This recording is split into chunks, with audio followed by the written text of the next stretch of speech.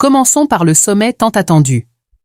Donald Trump et Xi Jinping se sont enfin retrouvés face à face en Corée du Sud, 6 ans après leur dernière rencontre.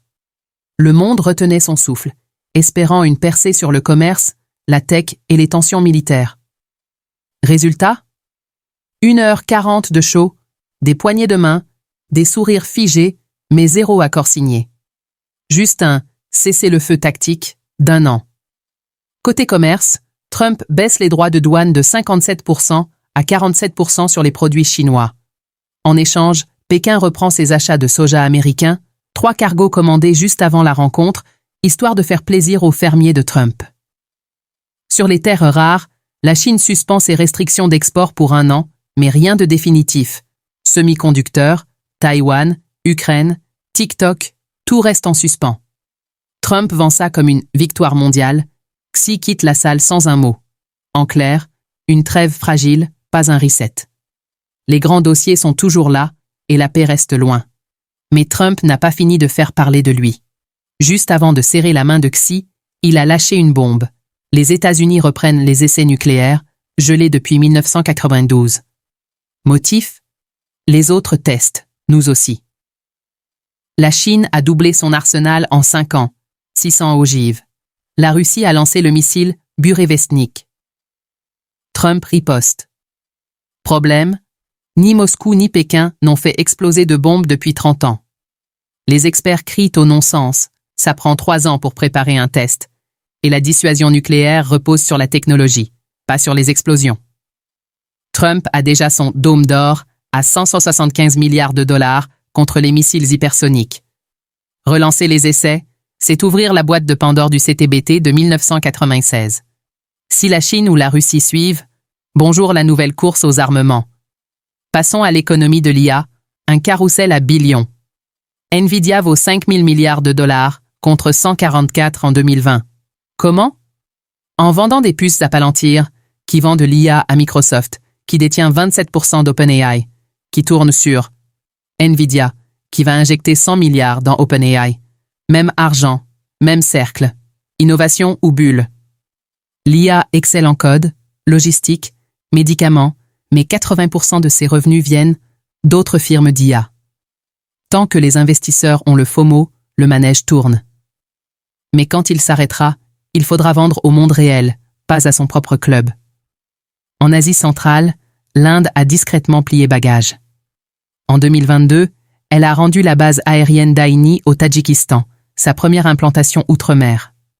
Construite en 2002 pour 100 millions de dollars, elle servait de porte d'entrée vers l'Afghanistan, évacuation de Kaboul en 2021 et de contournement du Pakistan.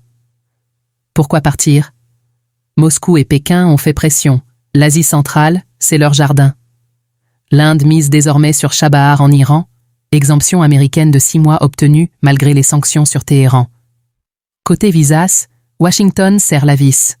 Fin des extensions automatiques de 540 jours pour les permis de travail. H1B, L1, conjoint. Désormais, si le dossier traîne, plus de salaire.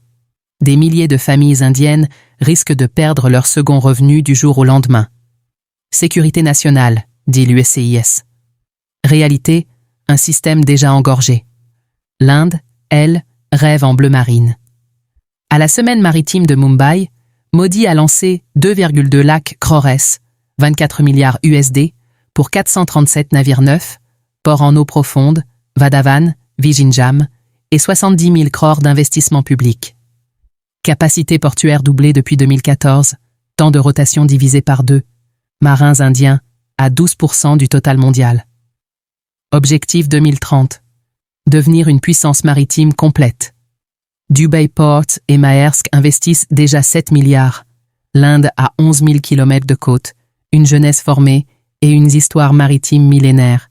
Il est temps de hisser les voiles. Direction, le Venezuela, un thriller. D'espionnage raté. Un agent US a tenté d'acheter le pilote de Maduro pour détourner l'avion présidentiel.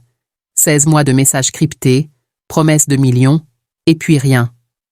Le pilote a ghosté, réapparu à la télé d'État, point levé.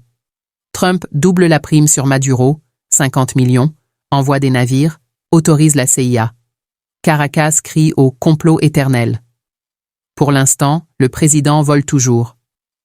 Santé maintenant, l'ICMR alerte. 62% des calories indiennes viennent des glucides raffinés, riz blanc, farine blanche, sucre. Protéines, 12% seulement, contre 20% recommandés.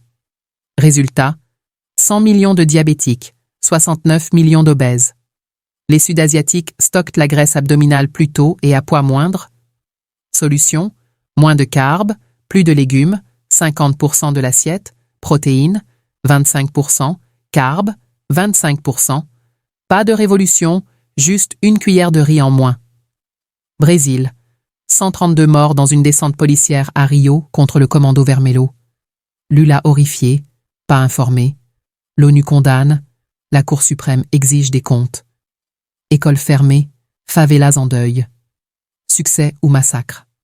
Enfin, Halloween demain, costumes politiques, même viraux, et un clin d'œil historique, le 30 octobre 1961, l'URSS testait la Tsar Bomba, la plus puissante jamais détonnée. C'est tout pour Vantage. Demain, on remet ça. Merci de nous avoir suivis.